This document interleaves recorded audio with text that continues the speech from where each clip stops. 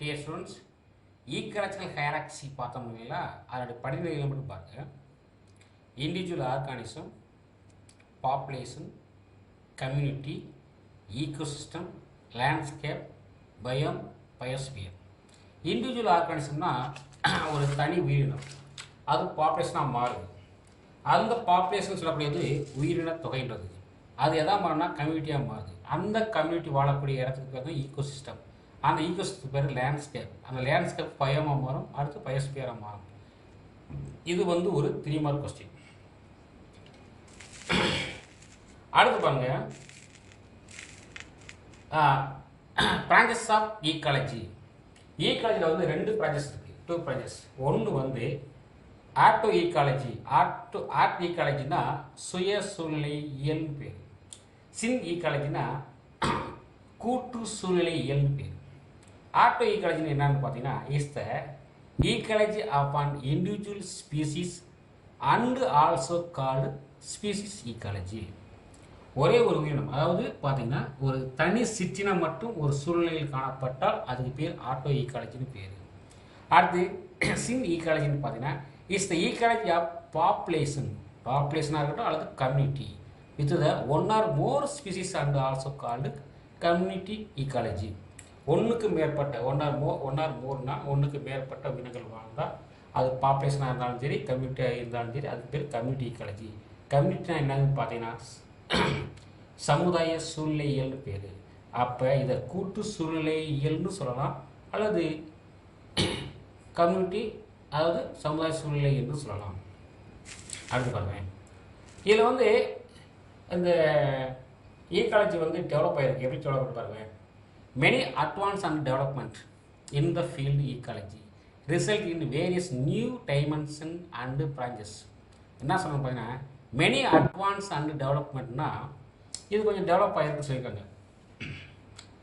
அதாவது பல்வேறு முன்னேற்றங்களை அடைஞ்சிருக்கு இந்த ஈக்காலஜி சொல்கிறாங்க. எப்படி சொல்கிறாங்கன்னு பாருங்க. அப்படி முன்னேற்றம் அடைஞ்சதுனால இந்த ஈக்காலஜி வந்து ஒரு அட்வான்ஸ் ஃபீல்டு சொல்லக்கூடிய ஒரு சில ஃபீல்டு உருவாயிருக்கு. ஒரு ஃபீல்டு வந்து மாலிகுலர் ஈக்காலஜி, இது வந்து இப்போ அட்வான்ஸாக உருவானது. அதே மாதிரி ஈகோ டெக்னாலஜி சொல்லக்கூடியது. அடுத்து ஸ்டாட்டிஸ்டிக்கல் ஈக்காலஜி சொல்லக்கூடியது. அடுத்து என்விரான்மெண்ட் டாக்ஸிகாலஜின்னு பேர். அப்போ மாலிகுலர் ஈக்காலஜினா மூலக்கூறு சூழ்நிலையியல்னு பேர். ஈகோ டெக்னாலஜி அப்படின்னு சொல்லக்கூடியது வந்து சூழ்நிலையியல் தொழில்நுட்பம்னு பேர். ஸ்டாட்டிஸ்டிக்கல் ஈக்காலஜினா புள்ளியியல் சூழ்நிலைன்னு பேர். என்விரான்மெண்டல் டாக்ஸாலஜினா சூழ் நச்சியல்னு பேர். இந்த மாதிரி 4 ஃபீல்டு வந்து இப்போ அட்வான்ஸாக ஈக்காலஜியில் உருவாயிருக்குன்னு சொல்லியிருக்காங்க. ஓகேங்களா? அடுத்த ஹெட்டிங் பாருங்க, ஹேபிட் அண்ட் நிக்கின்னு சொல்லப்படுது. ஹேபிட்னா வாழிடம், புவி வாழிடம். இந்த பூமியில் வந்து உயிரினங்கள் வாழக்கூடிய இடத்துக்கு பேர் ஹேபிட்டட். நிக்கினா அந்த வாழக்கூடிய உயிரினங்கள் வந்து ஒரு உணவுக்காக தேடி செல்லக்கூடிய இடம் தான் நிக்கி, செயல் வாழிடம். அது பேர் தமிழில் சொன்னால் செயல் வாழிடம். ஓகேங்களா? அது வந்து ஒரு இடத்துலேருந்து ஒரு செயலுக்காக அங்கே போகுது. அந்த செயலுக்காக போகக்கூடிய இடம் தான் நிக்கின்னு சொல்லக்கூடியது. வாழக்கூடிய இடத்துக்கு பேர் ஹேபிட்டட்னு பேர். அப்போ ஹேபிட்டட் என்னன்னு பார்த்தீங்கன்னா, habitat is a specific physical place locality occupied by an organism and any species. அப்போ ஆர்கானிசம்னா உயிரினங்களாக இருக்கலாம் அல்லது எனி ஸ்பீசிஸாக இருக்கலாம். அப்போ உயிரினங்கள் அல்லது ஏதாவது ஸ்பீசிஸ் வந்து அது வாழக்கு தேவையான பயோட்டிக் அண்டு என்விரான்மெண்டல் ஃபேக்டர் உள்ள இடத்துக்கு பேர் தான் ஹேபிட்டட்னு பேர். பயோட்டிக் ஏன் பயோட்டிக்னு சொன்னால் உயிரற்ற பொருள்கள். அதே மாதிரி சுற்றுப்புறத்துக்கு தேவையான சூழ்நிலை மண்டல ஃபேக்டர் 2 இருக்கக்கூடிய காணப்படக்கூடிய இடத்துக்கு தான் உயிரினங்கள் வாழ்வதற்கு, அதாவது உயிரினங்கள் அல்லது எனி ஸ்பீசிஸ் வாழ்வதற்கு தேவையான பயோட்டிக் அதாவது என்விரான்மெண்டல் ஃபேக்டர் காணப்படக்கூடிய இடத்துக்கு பேர் தான் ஹேபிட்டட்னு பேர். அதுக்கு இன்னொரு பேர் வந்து பயோடைப்னு பேர். ஓகேங்களா? பயோடைப். அடுத்து நிக்கின்னு சொல்லக்கூடியது பார்த்தீங்கன்னா செயல் வாழிடம். இது வந்து பார்த்தீங்கன்னா an ecological niche refers to an organism place in the biotic environment. Biotic என்விரான்மெண்ட்னா உயிரினங்கள் வாழக்கூடிய ஒரு என்விரான்மெண்ட், காணக்கூடிய எல்லா உயிரினங்களும் வாழக்கூடிய இடம். And it is functional role in ecosystem. Functional role ஈகோசிஸ்டம்னா செயல்படக்கூடிய இடம். அது வந்து உணவு வந்து அங்கே இருக்குது பார்த்தீங்கன்னா, அதனால செயல்படக்கூடிய இடம் சொல்லுவாங்க. The term was coined by naturalist Roswell Hill Johnson. Roswell Hill Johnson தான் அந்த அந்த ஃபஸ்ட்டு அதை வந்து காயின் பண்ணியிருக்காரு நிக்கின்ற பேரை. ஆனால் பட் இருந்தாலும் அதை வந்து கிரீனல் அப்படின்னு சொல்லக்கூடிய சயின்டிஸ்ட், அதாவது கிரீனல் சொல்லக்கூடிய சயின்டிஸ்ட் தான் அந்த சொல்லை வந்து உருவாக்கியிருக்காரு. First use the term. இவர் வந்து இதை ஃபஸ்ட்டு பேர், அதாவது நீக்கின்ற பேரை இவர் வச்சாலும் அதை பயன்படுத்தினவர் கிரீன்வெல் தான். அது எப்போன்னு பார்த்தீங்கன்னா 1917. இந்த கேபிட்டல் அண்ட் நிக்கி பாருங்கள் இங்கே, இந்த habitat and niche of any organism. ஒரு ஆர்கானிசம் வாழக்கூடிய இடத்துல கேபிட்டட்டும் நிக்கியும் சேர்ந்து ரெண்டுமே ஒரே இடத்துல காணப்பட்டால், வாழிடமும் செயல்வாழிடமும் ஒரே இடத்துல காணப்பட்டால் எனி ஆர்கானிசம் அங்கே வாழ இடம். இதுக்கு பேர் தான் ஈகோ டேப். இது பேர் ஈகோ டேப்னா சூழ்நிலை அமைவுன்னு பேர். ஓகேங்களா? அடுத்து பாருங்க, difference between habitat and niche அப்படின்னு சொல்லக்கூடியது. அப்படின்ட்டு என்னன்னு பார்த்தீங்கன்னா, ஹேபிட்டட்னா ஏ ஸ்பெசிஃபிக் ஃபிசிக்கல் ஸ்பேஸ். இது முக்கியமானது பாருங்க.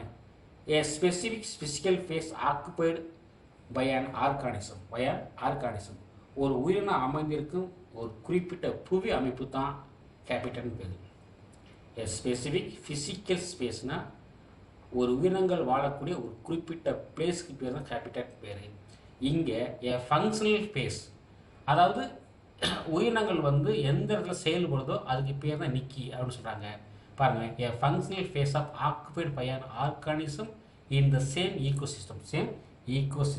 என்ன சொல்கிறாங்க பார்த்தீங்கன்னா, ஒரு சூழ்நிலையில் தொகுப்பில் உள்ள ஒரு உயிரினம் பெற்றிருக்கும் செயல் வாழிடமாகும். அடுத்து பாருங்க, same habitat may be shared by many organisms. ஒரு வாழிடத்தில் வந்து ஒன்றுக்கு மேற்பட்ட உயிரினங்கள், சேம் ஹேபிட்டட்னா ஒரு வாழிடத்தில் ஒன்றுக்கு மேற்பட்ட உயிரினங்கள் வாழும். இங்கே வந்து a single niche occupied by a single species.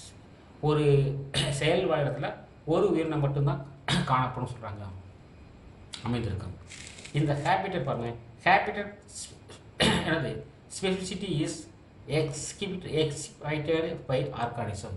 என்ன சொல்கிறாங்க பார்த்தீங்கன்னா, ஒரு உயிரினம் புவி வாழிட தன்மையை பெற்றிருக்கிறது. ஒரு உயிரினம் வந்து புவி வாழிட தன்மையை பெற்றிருக்குன்னு சொல்லியிருக்காங்க.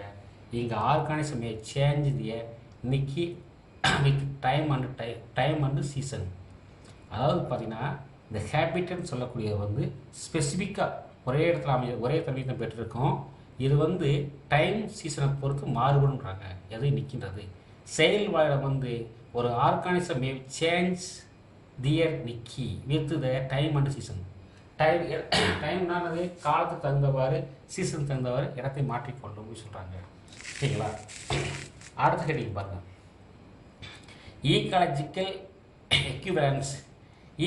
எக்யூவேலன்ஸ்னால் சமானங்கள், அதாவது சூழ்நிலை சமானங்கள்னு பேர்.